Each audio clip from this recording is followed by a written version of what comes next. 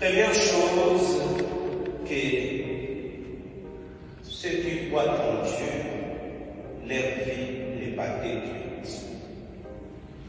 La deuxième chose, ceux qui ont bien vécu, ceux qui ont fait du bien, la vie continue à travers leurs œuvres.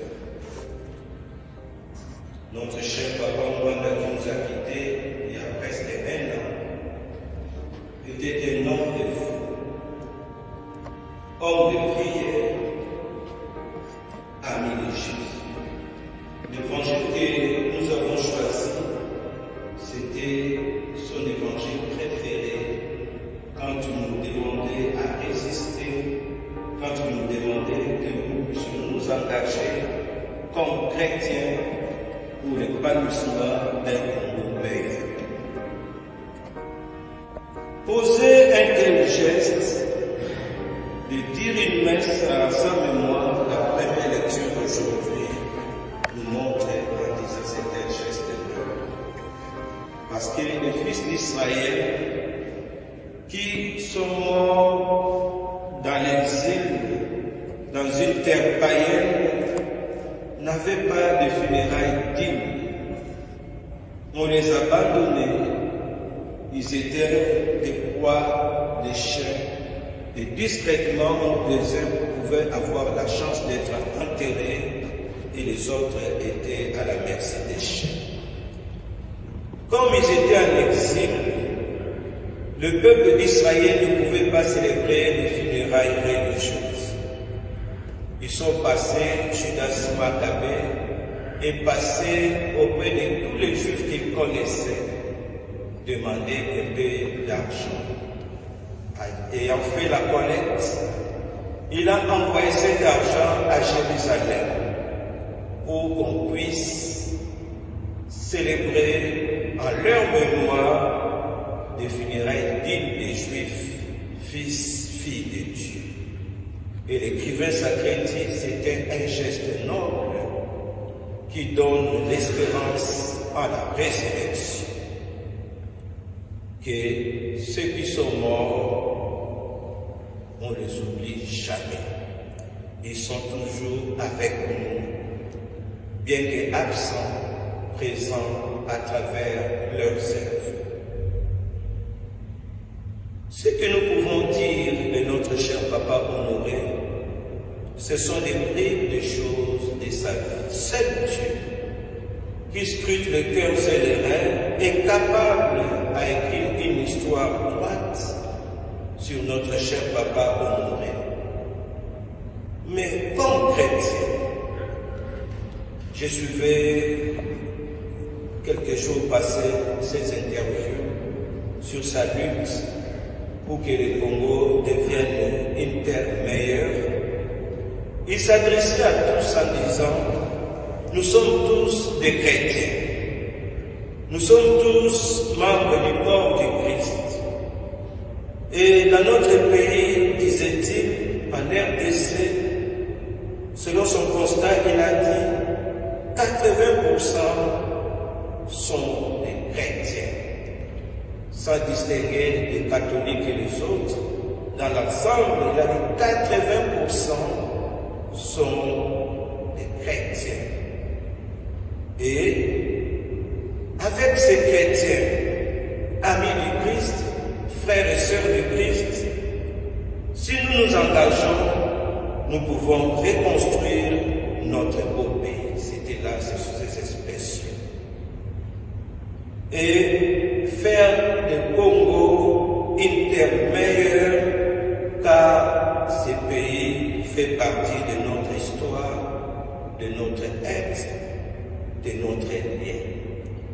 Lien de terre, notre référence, notre origine, tous, ces 80% des chrétiens, nous pouvons nous engager pour que le pays retrouve sa sécurité, le pays retrouve sa joie, les fils et les filles du Congo retrouvent le bonheur tant cherché.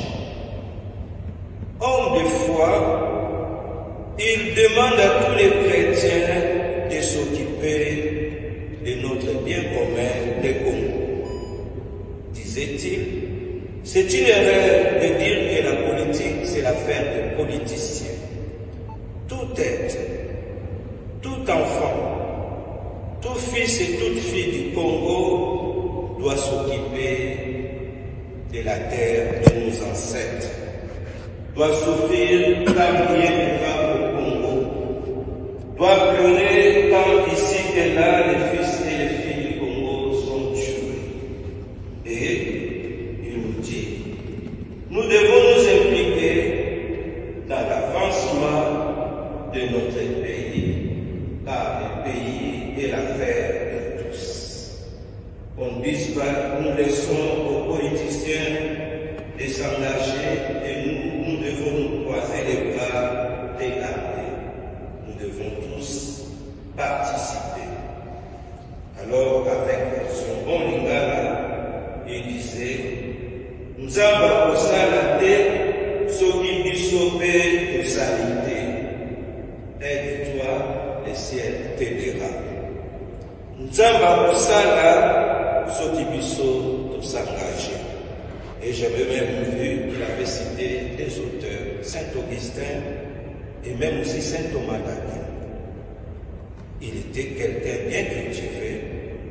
Il a dit, Dieu qui nous a créés sans nous, il ne peut non plus nous sauver sans nous. Il nous invitait là à l'engagement de notre bien commun à sauver le Congo.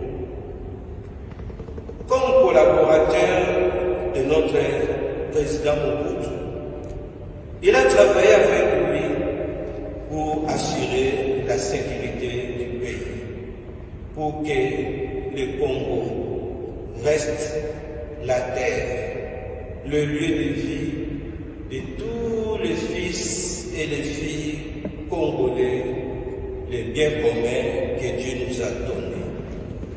Que même pas une partie de notre terre soit cédée ailleurs.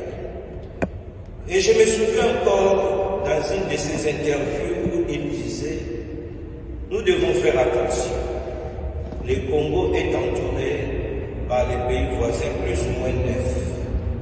Si on cède ici, les autres voisins vont chercher à prendre là-bas.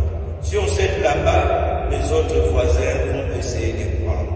Si l'on veille, personne ne prendra un morceau de terre de notre cher Congo.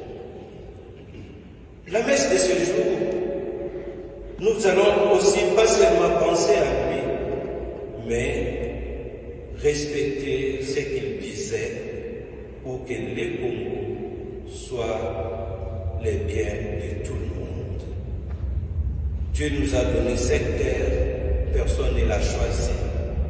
Comme nous ne choisissons pas nos familles, et nous sommes appelés à vivre, à protéger, à sauver ces lieux de vie, pour que ce soit un Congo meilleur, un lieu de vie meilleur. À regarder tout ce qui se passe à l'heure actuelle dans notre pays, le Congo, nous pensons que nous n'avons pas encore atteint l'objectif que Papa Honoré Ngwanda voulait du Congo. Les lieux où, comme dans la Bible, où les laits et les miels. Nous ne manquons pas ces laits-là. Nous ne manquons pas non plus ces miels-là. Il y en a beaucoup. Mais si tout le monde s'implique, si tout le monde fait le bonheur des enfants congolais, nous aurons tous à goûter à ces laits-là, à goûter aussi à ces miels-là, pour que notre vie soit meilleure. Notre papa Honoré, il était donc dans sa vie correct. Et tout à l'heure, je parlais avec quelqu'un, j'ai dit, on devait commencer la messe à 11h, il est déjà 11h20. Là, nous n'aurons pas la personnalité du papa Honoré parce qu'il était ponctuel, correct, très propre, il s'habillait très bien, tiré à 4 épingles. Et il voulait aussi que les Congolais s'élèvent, qui s'engagent pour le meilleur de notre pays. Sans l'engagement de chacun et de chacune de nous, le Congo sera toujours un Congo où les gens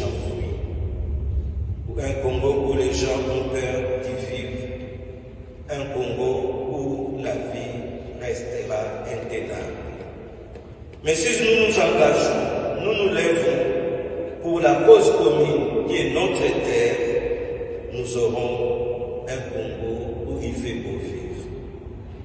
Nous aurons un Congo comme notre hymne national nous l'a dit, où tout le monde debout et tout le monde fera un effort à soutenir notre indépendance.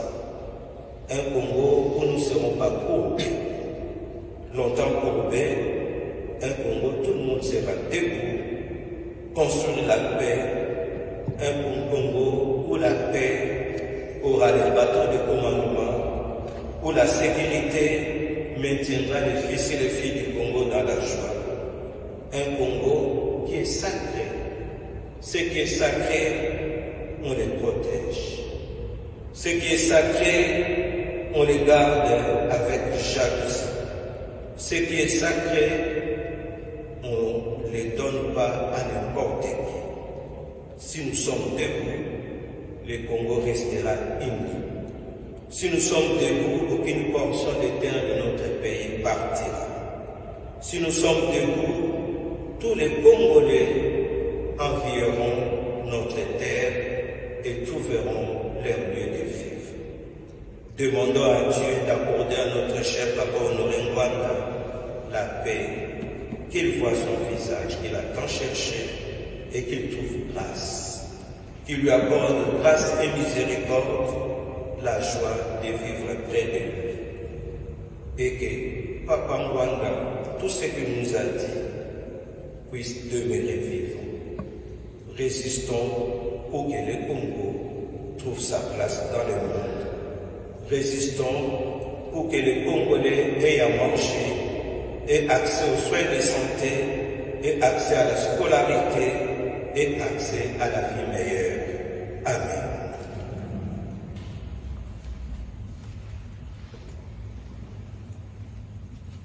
Nous allons inviter Madame Candide pour les intentions de prière. Bon, je suis très touchée, je suis très contente de ce que l'abbé Charles a dit. Je pense que ça respecte totalement la mémoire du président et c'était très touchant et très juste. Et je pense que ça rappelle une chose qui est très importante, qui était très importante dans le combat de Honoré Ngwanda. C'est que la première armée, on parle d'insécurité dans notre pays, mais la première armée dont dispose la République démocratique du Congo, ce sont les chrétiens. La première armée qui doit se lever contre toutes les abominations, toutes les souffrances, tous les crimes, tout ce que nous voyons chez nous, elle est composée des chrétiens. Et j'espère que à partir de maintenant, puisque le président ne nous a jamais dit qu'une fois qu'il mourrait, si jamais il mourait, ou qui que ce soit d'entre nous, si qui que ce soit d'entre nous mourait, on devrait arrêter le combat. J'espère qu'à partir de maintenant, malgré toute la douleur qui est la nôtre après son départ, j'espère que tous les chrétiens comprendront un peu plus quel devrait être leur rôle dans ce pays. Jonas nde anyokama botalaka histoire ya Jonas ndenge azali konyokama parce que azalaki kokende esika Nzambe azalaki kotinda ete yango message makasi oyo ngai nalingi kopesa vraiment à travers oyo ezoleka lelo na kati ya mboka na biso mpe par rapport ya mémoire ya Papa Honoré Ngwanda. Donc je pense qu'à partir de maintenant, en ce qui me concerne en tout cas, dès la semaine prochaine, à partir du 22 mars, je vais commencer vraiment à faire peut-être mon deuil du président, mais en marchant sur ses pas.